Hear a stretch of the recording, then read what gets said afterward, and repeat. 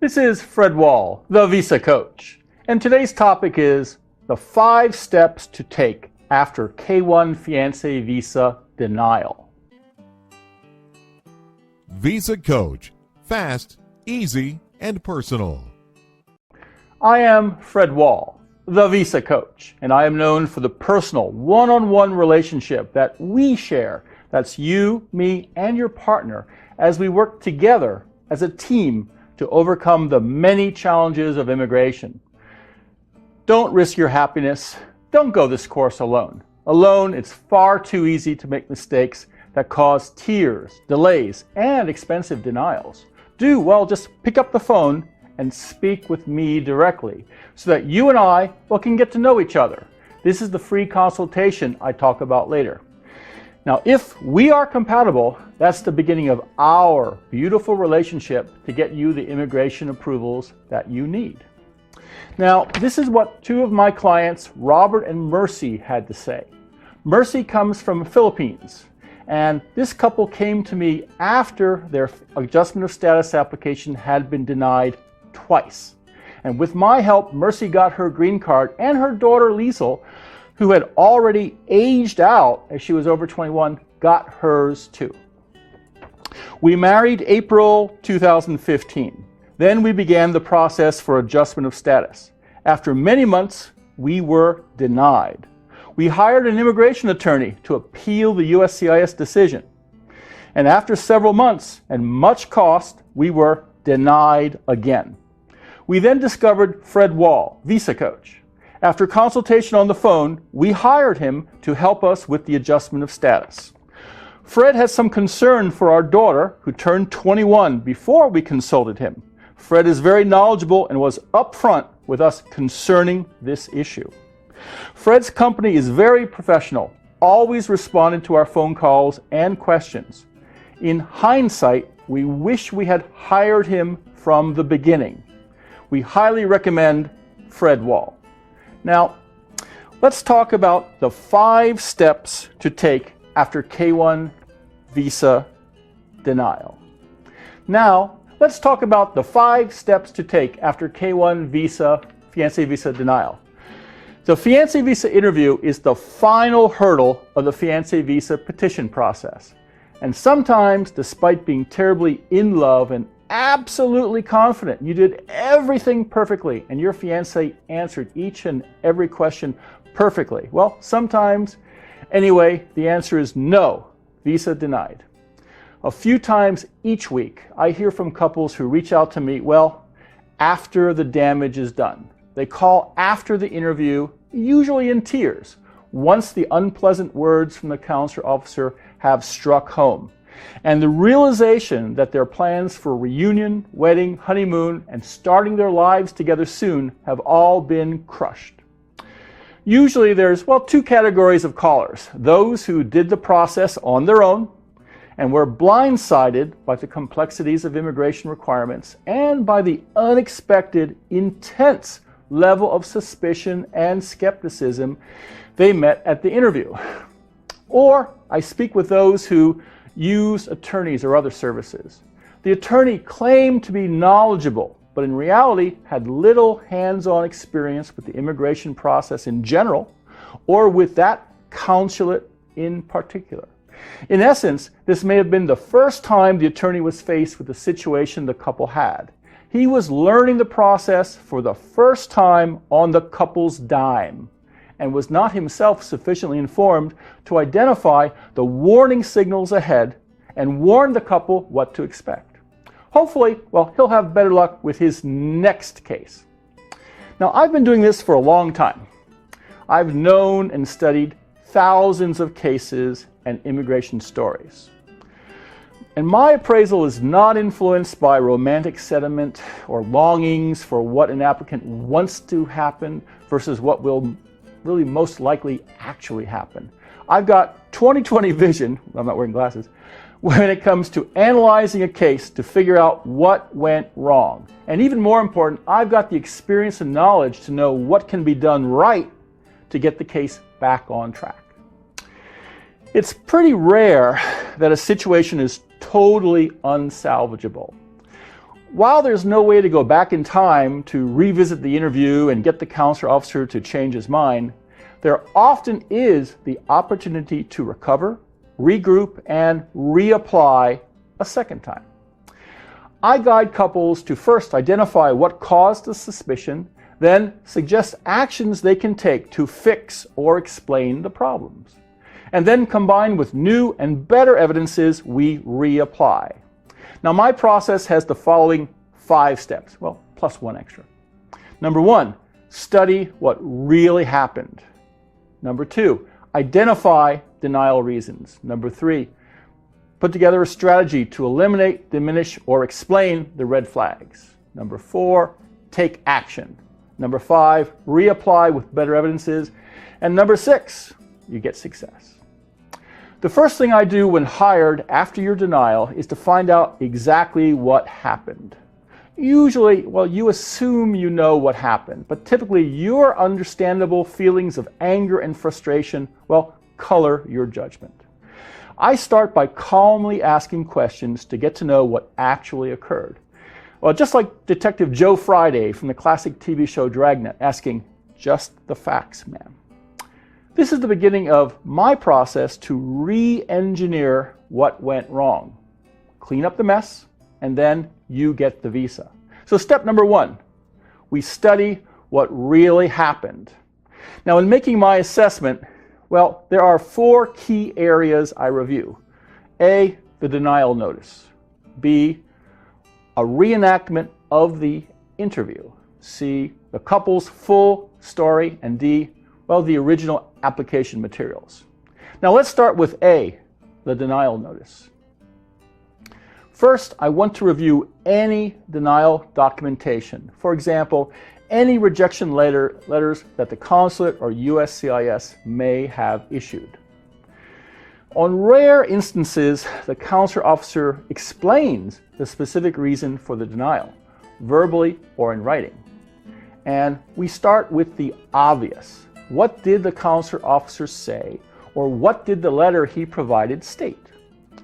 Unfortunately, in the vast majority of cases, no solid specific details are provided. Usually, the following vague and general statement is given, and nothing else. So it reads something like, Section 221G of the Immigration and Nationality Act, INA, prohibits a consular officer from issuing a visa to an alien if the consular officer has reason to believe the alien is ineligible. Based on indications, your petition contains false statements, and based on information obtained during your interview process that has caused the interviewing officer to believe your relationship with the petitioner is not a genuine relationship, but rather one entered into solely in order to provide you with an immigration benefit to which you are not entitled. We are returning the petition to the Bureau of Citizenship and Immigration Services, CIS, of the Department of Homeland Security, DHS, for review and revocation on fraud or material misrepresentation grounds. Wow, sounds terrible. Basically, the above means that for some unspecified reason, the consular officer's intuition, his guts, told him to deny. You don't have any real solid facts to go on, and probably, well, he did not have any either. Okay. B, let's reenact the interview. I will ask your fiance to recall, word by word, gesture by gesture, what actually transpired during the consular interview. I want to hear what questions were actually asked by the consular officer and what answers were actually given. Often, the two of you have gone over in your mind so many times what was planned to say and what your fiance thought he or she said that the memory is colored by feelings and assumptions. With patience, we unravel and cool down the emotions to eventually get an accurate transcript of the interview. I learn much about what the consular officer was thinking when I hear the precise questions he asked. This often reveals what he thought and what his suspicions were. For example, Perhaps the consular officer repeatedly asked questions about an ex-wife, the marriage proposal, finances, who made the original introduction, the timeline of the courtship versus any prior marriages. The questions asked are solid clues to what was on the consular officer's mind. C, your full story.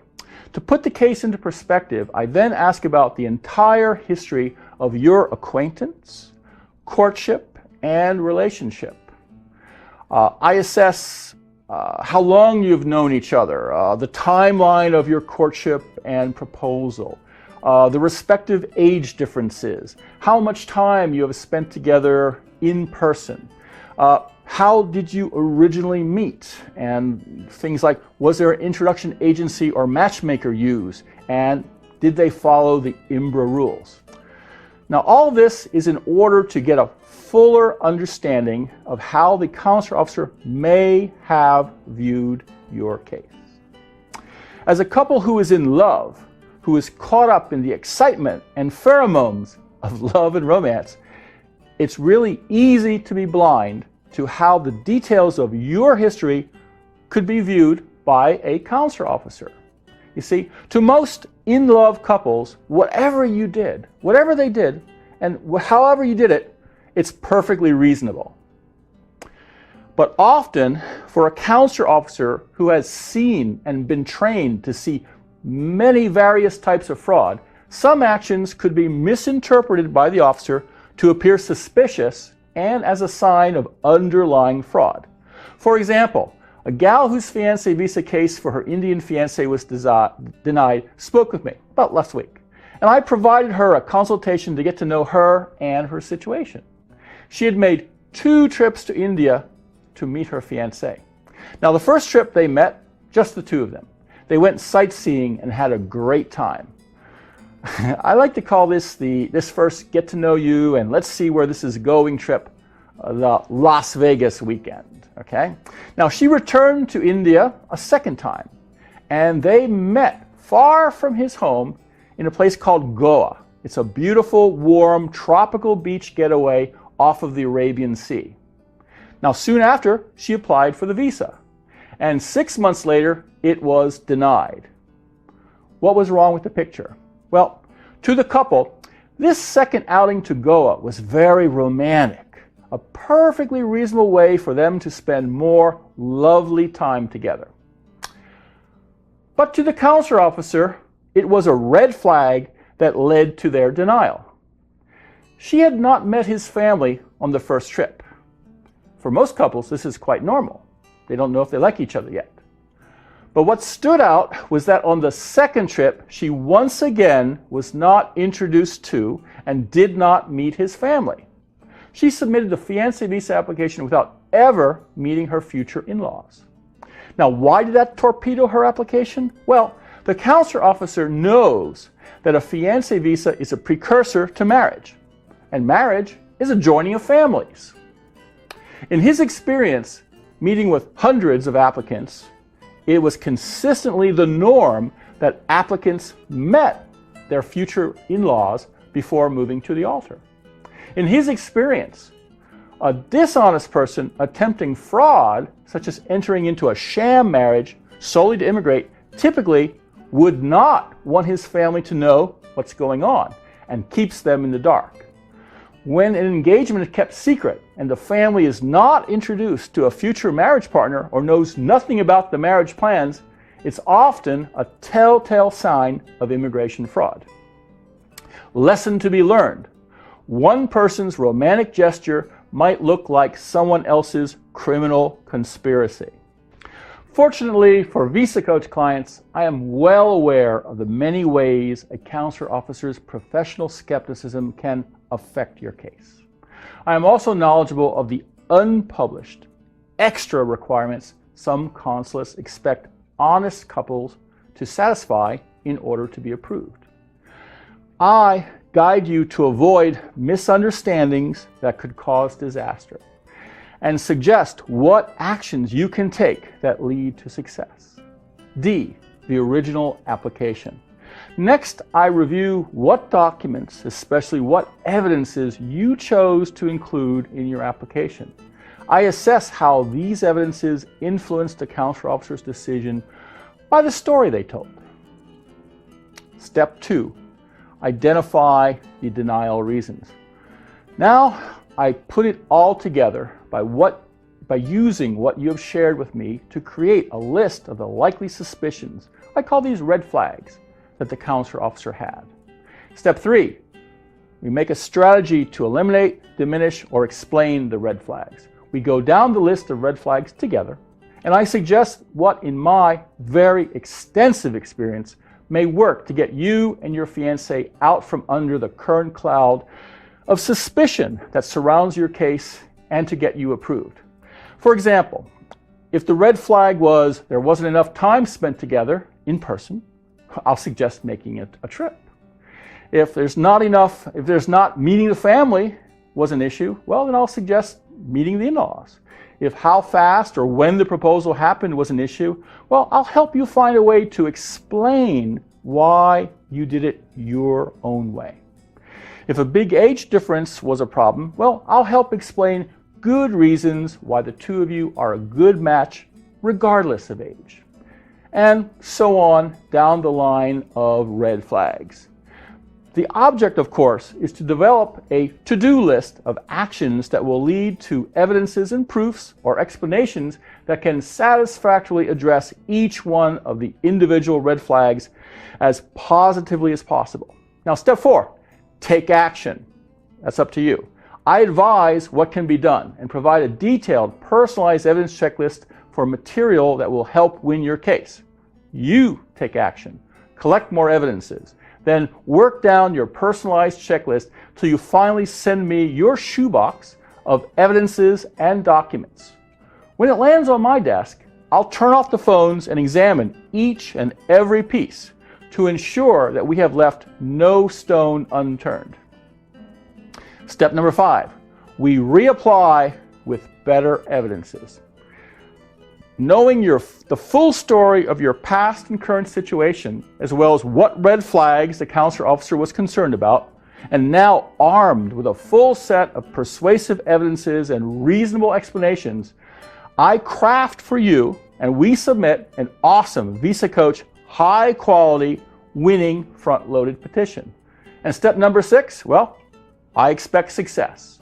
And I've added this extra step as it is the goal we are working together to achieve as a team. Now, convincing a consular officer to approve your visa application can be difficult even under the best of circumstances.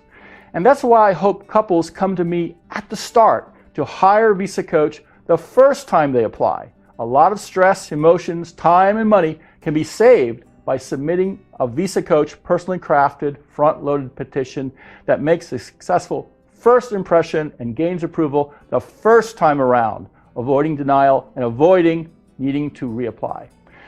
Convincing a consular officer to approve after your case has been denied, after one of his colleagues whose opinion he respects and who may have more seniority has gone on record to officially deem your case fraudulent, well, it's going to be a far more difficult challenge. Crafting a winning case, especially when there is a previously denied cloud over it, requires creativity, experience, and skill. Getting into the head of the consular officer and changing his mind is more art than science. And unfortunately, I, on behalf of my clients, have demonstrated time and time again that the VisaCoach method of careful evidence generation, selection, and presentation can win the day. Now, if you are watching this video and you have been denied, well, I'm sorry for your distress. Not all cases can be overturned, but most can. If you are now ready to hire experienced one-on-one professional help, book a free consultation to discuss your situation. I am always frank and honest. I won't sugarcoat your situation. If your case is hopeless, if there is nothing I can do for you, I'll let you know. If I can help, then I'll let you know how. And I expect if you are watching this video, you have sadly already been denied. But if you are watching and you have not applied yet, well, there's still time to pursue your case the right way and to work to get success and approval the first time with VisaCoach. Please take my words to heart. The immigration process is more complicated than it seems. There are many pitfalls that someone who is taking this hopefully once-in-a-lifetime journey cannot even imagine. I charge very little to guide a couple safely from start to finish. Don't cheap out. Don't risk your happiness. Hiring VisaCoach is a small price to pay for you and your fiancé to be able to sleep soundly at night, knowing you did the right thing and that you did all you could to ensure your love gets safely and reliably to the USA to start your lives together. Now, this was Fred Wall, the VisaCoach. Please like or add your comments to this video. Then go to VisaCoach.com and sign up for the VisaCoach monthly newsletter. Each month, it's full of tips and advice on immigration, and it's free of charge. Finally, when you are ready to get started, call for your free consultation and speak with me directly.